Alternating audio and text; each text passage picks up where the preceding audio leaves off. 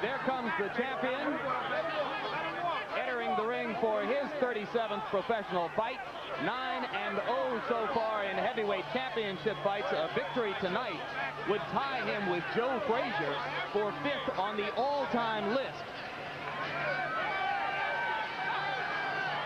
in that category.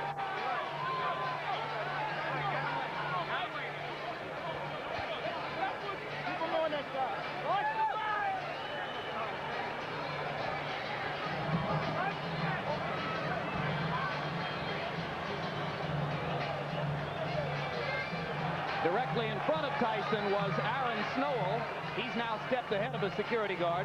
Jay Bright is the man just behind Tyson's shoulders now as he prepares to step up into the ring, whipping the ripped towel off over his head. Of course, the gladiator look remains intact. Black shoes, no socks, black trunks, Mike Tyson. You know, it is a sign of the importance that boxing has to Mike Tyson, that no matter what goes on around him, he's ready to fight. As he has been 36 times with 32 knockouts so far.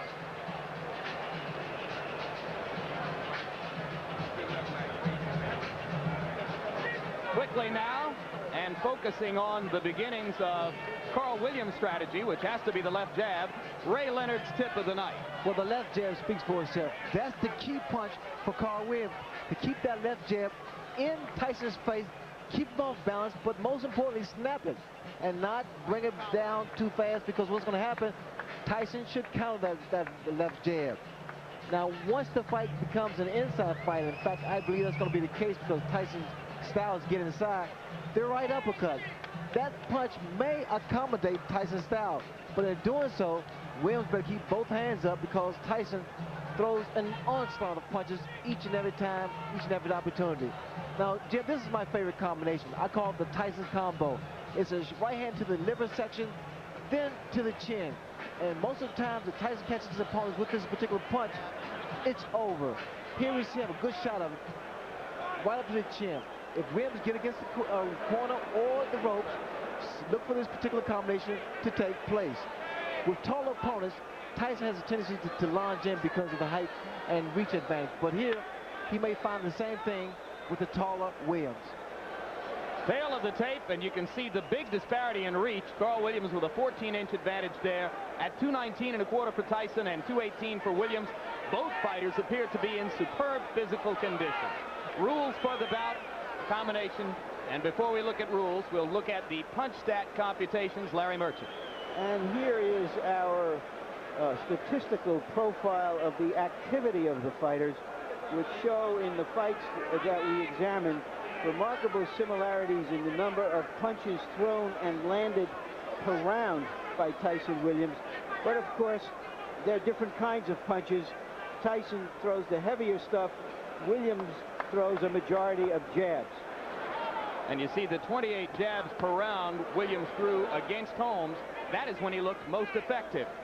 Rules for the fight, a combination of WBA and New Jersey rules. Most significant, the 3 knockdown rule. Rarely in effect for championship fights, is in effect tonight. It victimized Carl Williams in his fight against Mike Weaver. Now we go to the ring announcer, Michael Buffer, for pre-fight introduction. Ladies and gentlemen, good evening and welcome to Atlantic City's Convention Hall by way of Donald Trump's Trump Plaza Hotel and Casino on the boardwalk here in Atlantic City, New Jersey. Tonight, Don King Productions and the Trump Plaza present the World Heavyweight Championship. This bout is approved and sanctioned by the New Jersey State Athletic Control Board, Larry Hazard, Sr., Commissioner, Deputy Commissioner Lawrence Wallace, and the chairman is Jerry Gormley. The bout is governed by the rules and regulations of the World Boxing Association, represented by Dr. Elias Cordova and James J. Biggs. It is also sanctioned by the International Boxing Federation, President Robert W. Lee, and the World Boxing Council, President Jose Suleiman. The 3 judges selected by the New Jersey State Athletic Control Board for this bout are Rocky Castellani, Chuck Giampa, and Richard F. Murray. Chief physician at ringside, Dr. Frank B. Doggett. Also in attendance, Dr. Eric Wormser and Dr. Charles Wilson. The timekeeper for the bout is Roosevelt Gilbert, and counting for the knockdown seconds, Steve Smoger. And now, before we get started, I would like to introduce the gentleman in the ring at this time, a man who's responsible for bringing over 20 championship bouts to Atlantic City over the last 2 years. In addition to being the world's most famous entrepreneur, he is a best-selling author and our host this evening, Mr. Donald Trump.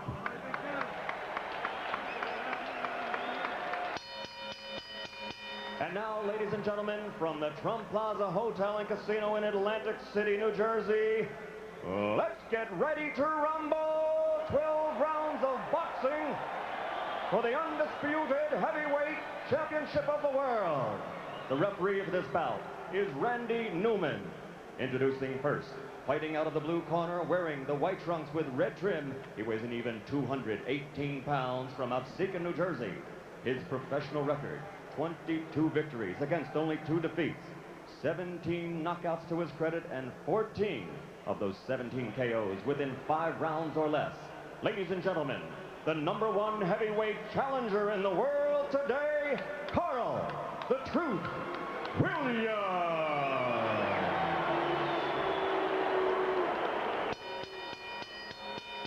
And his opponent, fighting out of the red corner, wearing the solid black trunks and weighing in at 219 1/4 pounds from Catskill, New York. His professional record is unblemished with 36 consecutive victories, 32 knockouts, 28 KOs in 5 rounds or less, and 16 in the first round alone. Ladies and gentlemen, presenting the undisputed, the undefeated heavyweight champion of the world, Iron Mike Tyson.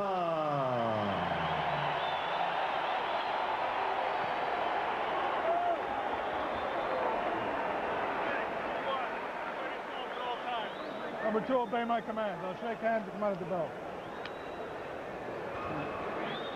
Keep in mind that Mike Williams has a tendency to get hit by left hooks.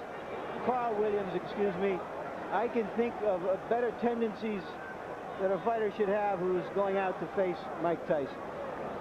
Indeed, Carl Williams has been floored 7 times in his career. Twice by James Quick Tillis, twice by Jesse Ferguson, 3 times by Mike Weaver, and in every instance, the decisive blow was a left hook. The people in Williams' corner are sincerely worried about what he does in the first 30 seconds against the Tyson onslaught. And it would appear that the strategy to begin with is to hold, and referee Randy Newman says, we're not going to start that way. This is somewhat of a reunion here because both men are just throwing punches. In fact, Williams here has selected to fight Tyson inside. He claimed the other day that if Tyson throws any unnecessary punches, illegal punches, he will accommodate him and throw the same punches back. Well, Frank Bruno felt the sting of Tyson's elbow several times, as other opponents have complained that they have felt it as well. All right, over here, guys. Stop punching. Step back. Step back. Because Williams' left jab is so strong, that should help him as long as he keeps that right hand up and watch Tyson's left hook, Right, stop which is a punching. powerful When punch. you feel me, stop punching. That's it. Let him go.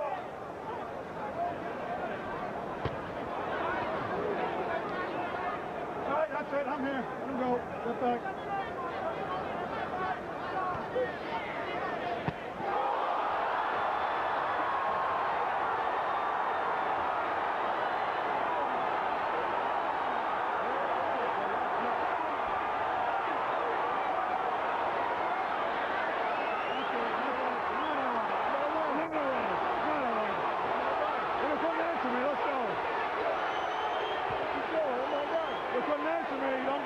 Unofficially, I've got this fight being 1 second longer than Tyson Spinks. 1:32 instead of 1:31. It was, as you started to point out, again, Larry, a left hook. Williams was very unhappy at the end of that.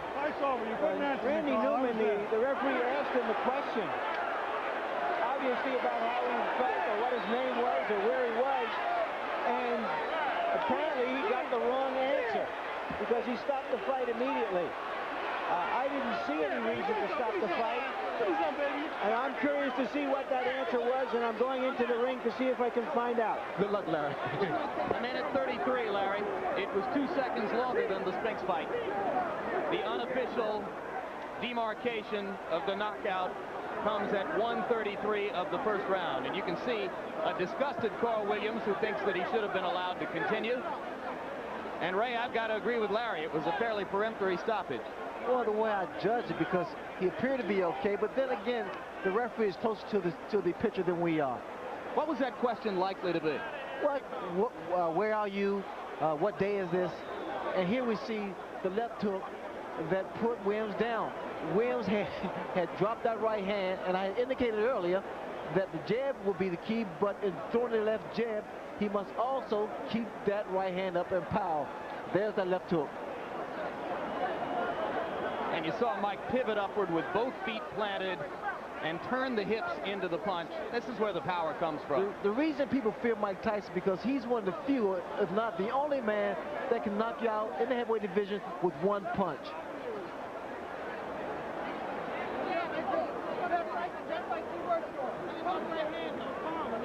Here's another look at the devastating left hook. And what Tyson does here, he bobs and weaves, gets under that jab and counters with a beautiful left hook. Perfectly timed as Williams was dropping the right hand, just as you said he did after throwing the jab. Well, what happened for Williams, the fact that his left hand, his left jab rather, was working, and he felt very comfortable.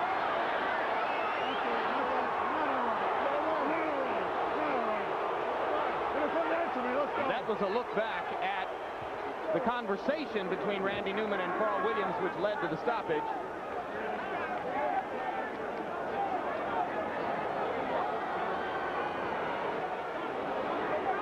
Mike Tyson, as usual, awesome. I'm reminded of a night in the Meadowlands in New Jersey when a referee stopped a bout between Mike Rossman and Victor Galindez. After a similar conversation, Rossman, the victim of the knockout, he chased the ref across the ring yelling, "What was the right answer?"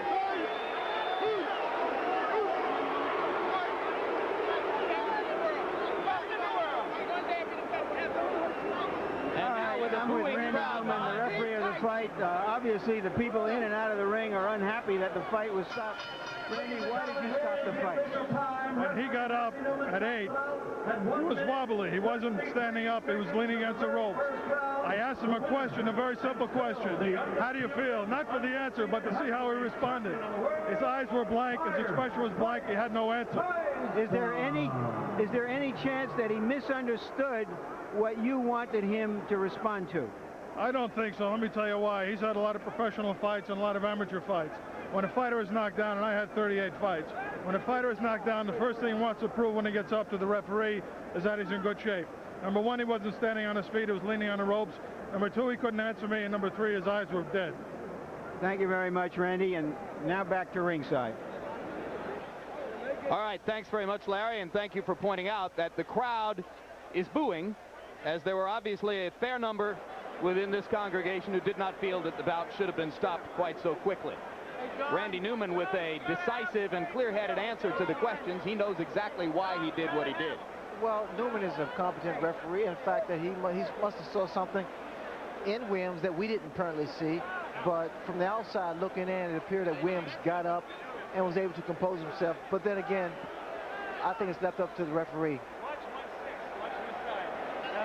And now we go back to Larry Merchant in the ring, I believe, with the champion. Go, Larry. All right, once again, Mike, the interview has to be longer than the fight. I'm sorry about that. What happened from your point of view? Did you see him really dazed? Well, no, I noticed my trainers would tell me we were slipping and hooking.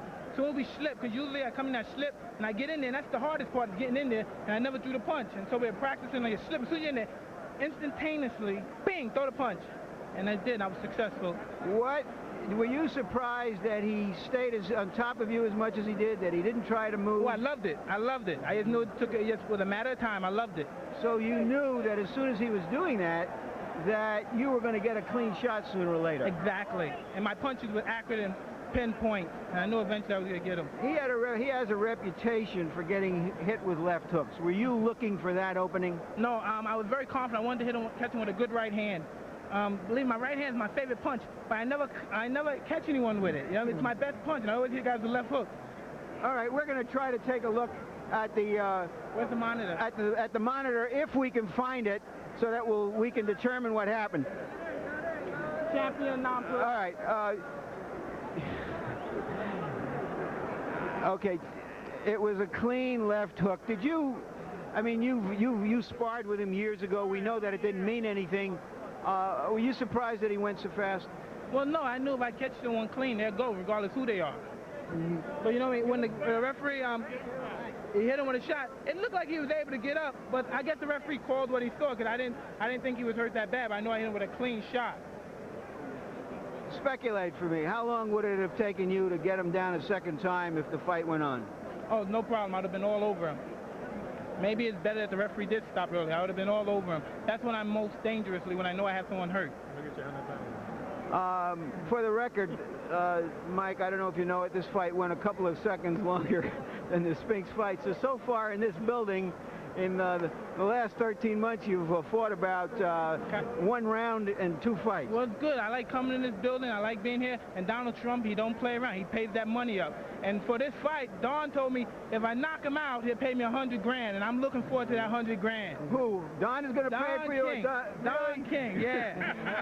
$100 grand for a knockout. All right, we all want to be there when that happens. When is this going to happen? Right, and the post-press You conference. get yes.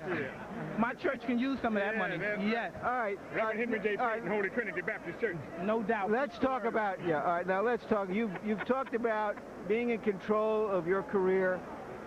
Tell us what you think is next. Who is next? Well, I'm just taking it one step at a time. I'll fight anybody, you know what I mean? I don't discriminate from anybody. I'm the best fighter in the world, and there's no man that can beat me. Does this mean that Holyfield is or is not your next opponent? Well, he's in my future, but I don't think he's in my immediate future. But come on, Holyfield, don't matter. That's kids' play. So you think that you'll fight Holyfield like early next year and you may have 1 or 2 fights before then? Most likely, but you know what I mean? If they can discuss our things with their people, we can fight in 2 weeks, 3 weeks. He caught a quick knockout, I got a quick knockout. We both still need to work. We didn't get any work. All right. Jose Ribalta was one of the fighters being considered for your next opponent, and he had a dreadful outing in a preliminary tonight. Did that eliminate him? Well, it looks kind of dreary for him, but you never know. If he have a couple more fights and he cleans up his act, he's always a good prospect. What about Douglas, who looked a little better, if not great, in another preliminary? He's been mentioned as a possible opponent. I take all comers. I don't duck any man. Can we assume that Michael Dokes is one of the prospects? All comers. Come one, come all, because nobody can get close to me. They're not even close. I'm the best fighter in the world. There's been discussions that today people from Israel have been offering you money to come and fight there. You've been reluctant to go abroad. Do you think that as a world champion, as someone who says, I'm the best man on the planet, that you will start to fight abroad? Well, eventually we'll do that, you know what I mean? But like you said, I'm not in a hurry to leave my country, you know what I mean? I love my country. I'm not in a hurry to leave anywhere. But you know what I mean? If things are right, I'll fight anyone, in any place, in their backyard. How would you describe, right now, you've got a lot of things past you. You've always been able to focus on fighting no matter what the other stuff has gone on in your life. Are you as content as you can be now with the situation that you have? I want to fight, and destruct the world because I'm the best fighter in the world.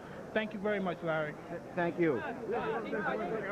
Jim? All right, Larry. Thank you, Mike Tyson. Thank you, Larry. And here is the man the boxing public waits to see Mike Tyson fight, a man who 6 days ago knocked out a pretender from Brazil named Adilson Rodriguez in 2 rounds and now waits to see when his turn is coming. Evander Holyfield, first things first. How did Mike look to you tonight? He was impressive. He hit the guy with a good left hook, took him out. He did a job well done. Would you have thought that he could knock Carl Williams out in 1 minute and 33 seconds? Well, you know, I felt that, you know, anybody could knock anybody out with a clean shot as well as he delivered. He delivered a good shot right on the button, got him out of there. In his interview with Larry Merchant, Mike acknowledged that you are not likely to be next on his list. He did not say for sure whether he would fight Jose Ribalta or Buster Douglas or Michael Dokes or any of the other names which are being bandied about, but he seemed to make it pretty clear that he's not going to fight you next. Are you getting impatient? No, I'm not getting impatient. My time is coming, and I will be ready when my time comes. When will you fight again? Well, it's all depending on how long is the wait. If the wait is 6 months or so, then I would take a fight in October. All right, so Evander Holyfield looks forward to a fight in October. Ray Leonard, your judgment of how long the public is willing to wait, and what does tonight's 90-second knockout do to the expectations regarding Tyson Holyfield? Well, what happens, it creates more and more of an aura and a persona for Mike Tyson, because what's going to happen now is the intrigue is whether or not Evander Holyfield can deal with the Mike Tyson. As far as he's concerned, he can deal with him. Is there any other fighter in the division who could pose a real test to Mike other than Evander Holyfield? I think it's a matter of economics and credibility, and Holyfield has that credibility. All right, Evander Holyfield, we thank you very much for your time. Congratulations on your victory last week. And we look forward to someday seeing you in the ring with the undisputed champ. Right now, we go back up to Larry Merchant for more from the ring. Larry? Okay, I'm with Carl Williams and with his trainer, Carmen Graciano. Carl, starting from the beginning, why were you as aggressive as you were, which preceded the knockout? Well, I wouldn't call it a knockout. I wasn't knocked out. I mean, he knocked me down. The referee stopped the fight. I don't know why. I think politics is involved in all of that. I think they're just setting up the Holyfield fight. Now, I wasn't even hurt. Did you understand what the referee's question when he said... My hands was up. When the referee said I put my hands up like this there, I was ready to go. He just said, you know, I don't know. You know, I don't know what the hell happened. All right, you've been knocked down a number of times in your career, and every single time you've gotten up, and in some occasions you've fought better. From your experience, shouldn't you have assured the referee, look, I'm okay, let's go? Well, I think it was an inexperienced referee. This was his first championship fight. When he seen me down the first time, obviously he just said, okay, it's over. He said, I think he said something to the effect of, you all right, are you all right? So I immediately put my hands up, and what happened? He stopped the fight. I don't know what's going on. I know it's political, because I wasn't hurt. I've been down many a times. I've been down 2 or 3 times in a fight and have gotten up and knocked the opponent out. So I know it was political. I'm not even hurt. You know, I feel bad for not even doing anything. I didn't even really, you know, I didn't even get a chance to show my stuff. Talking about showing your stuff, explain to us why you felt it was necessary to go to Mike Tyson. He says that when he saw you coming to him and fighting him that way, he was elated. Well, it wasn't that. It wasn't the fact that I was just coming to him. I didn't feel that I should lay back. You see, with Mike, you have to show Mike that you're not going anywhere. You know what I mean? Okay, he caught me with a good shot. Okay, fine, no problem. I've been caught with good punches before. That's not the problem. And I've been down before. I've been there before. So why did the referee just prematurely stop the fight like that? I've been in that predicament before and have got up and knocked people out and have won. You know? Carl, you've stated your case eloquently. Thank you. Now back to ringside. All right, thank you very much, Larry. A very animated, quite disappointed Carl Williams. Lucid, obviously clear-headed. Any further reflections on the judgment to stop the fight based on having seen Carl there, Ray? Well, again, now he seems to be pretty clear-headed, and he